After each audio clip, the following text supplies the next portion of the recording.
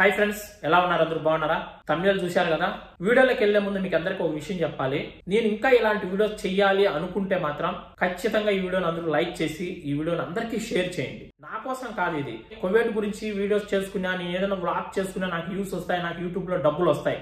నాకు ఈ వీడియో చేసి నేను అందరితో గలాట పెట్టుకోవాలి, అందరిలో చెడ్డ అవ్వాలని నేను ఎప్పుడు అనుకోను. కానీ మన ఛానల్ చూసేవాళ్ళు, మన వీడియోస్ చూసేవాళ్ళు మోసపోకుండా ఉంటారనే ఉద్దేశంతో ఈ వీడియో అయితే చేస్తున్నాను. నేను ప్రతి ఒక్కరు వీడియోని లైక్ చేయండి, ఖచ్చితంగా కామెంట్ చేయండి. మీ ఒపీనియన్ ఏంటి అనేది కూడా ఖచ్చితంగా కామెంట్ చేయండి. ఇలాంటి ఫ్రాడ్ మీకు కూడా జరిగినప్పుడు ఖచ్చితంగా మీ దగ్గర ప్రూఫ్స్ ఉంటే అవి కన్నా నాకు ఇన్స్టాగ్రామ్ లో పంపించారంటే ఖచ్చితంగా మళ్ళీ మీకోసం కూడా నేను వీడియో అయితే చేస్తా. నా ఇన్స్టా ఐడి తెలుసు కదా, జీకేబీ తెలుగు వ్లాగ్స్ అని ఉంటుంది. మీకు ఇక్కడ నేమ్ కూడా పెట్టా చూడండి. మీరు ఇన్స్టాలోకి వెళ్ళి ఫాలో చేసుకుని మీకు ఎప్పుడైనా సరే మీకు ఇలాంటి ఫ్రాడ్ జరిగిందంటే ఖచ్చితంగా నాకు ఈ విధంగా జరిగిందన్నా అని మీ దగ్గర ప్రూఫ్స్ ఉంటే అతనికి మీరు డబ్బులు పంపించిన ప్రూఫ్స్ కానీ, అతని వాయిస్ రికార్డింగ్ కానీ, లేదా అతనికి చాట్ చేసిన మెసేజ్లు కానీ ఏమున్నా సరే నాకు అన్ని కూడా పంపించారంటే ఖచ్చితంగా నేను వీడియో అయితే చేస్తా. ఇంకా వీడియోలోకి వెళ్ళిపోదాం. ఒక బ్రదర్ నాకు ఒక వారం రోజుల నుంచి ఇన్స్టాగ్రామ్ లో మెసేజ్ చేస్తున్నాడు. ఒక వీడియో కింద కూడా కామెంట్లు పెట్టాడు. కువైట్ లో ఉండే ఒక అతను మా దగ్గర 5 లక్షలు డబ్బులు తీసుకొని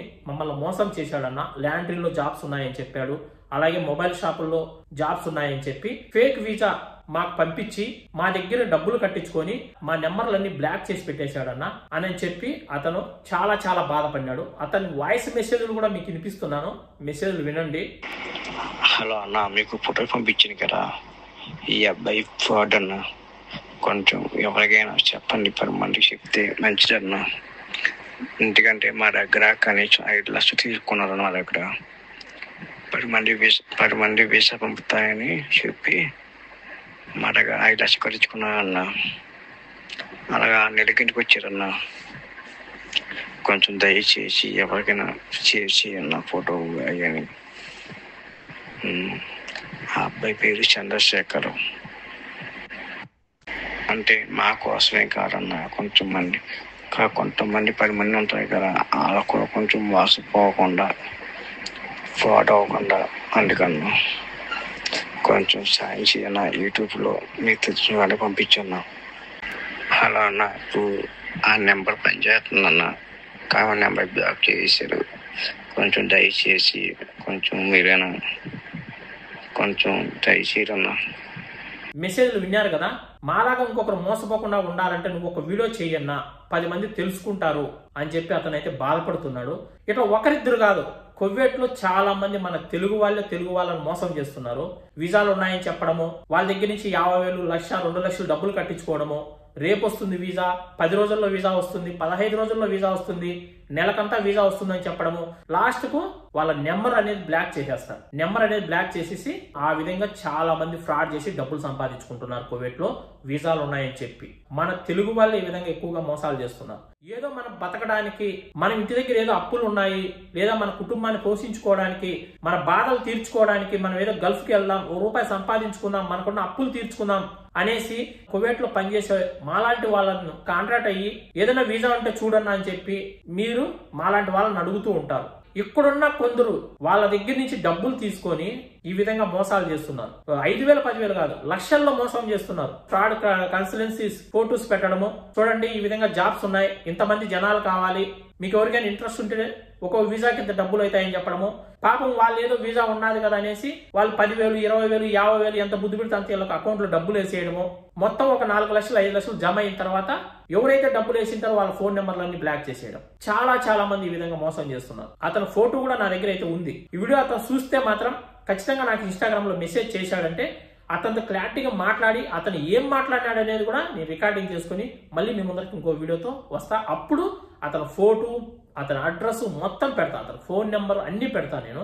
మీరు ఎవరైనా సరే కువైట్ లో ఉన్న వాళ్ళు వీసా తీయాలనుకున్నారు, తీయండి. వాళ్ళ దగ్గర నుంచి ఒక 10,000, 20,000, 30,000 తీసుకోండి, కానీ మోసం చేయొద్దండి. ఏదైతే వీసా మీరు చెప్పారో ఆ వీసా కరెక్ట్ గా తీయండి.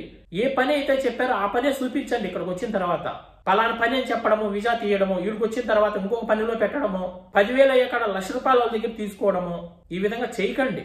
మనం ఏ విధంగా కువైట్కి వచ్చింటామో ఒకరి కాళ్ళు చేతులు పట్టుకొని ఇక్కడికి, వాళ్ళు కూడా ఇప్పుడు అదే విధంగా కువైట్కి వచ్చి ₹1 సంపాదించుకొని వాళ్ళకున్న అప్పులు తీర్చుకోవాలి, సమస్యలు తీర్చుకోవాలని రావాలనుకుంటుంటారు.